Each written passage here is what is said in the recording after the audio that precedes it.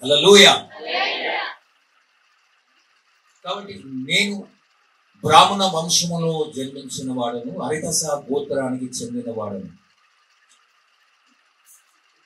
మా నాన్నగారు సంస్కృత పండితుడు, మా అమ్మ తెలుగు పండితుడు.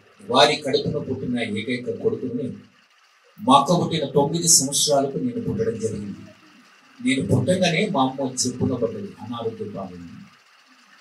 నేను పుట్టడమే 5 కిలోల పుట్టింది. 5 కిలోల పుట్టి వేసుకుంటాడు మనసు.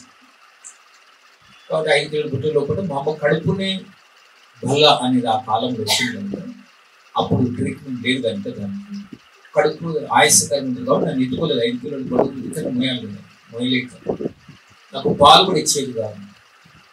ఆ విధంగా నేను పెరగడం జరిగింది.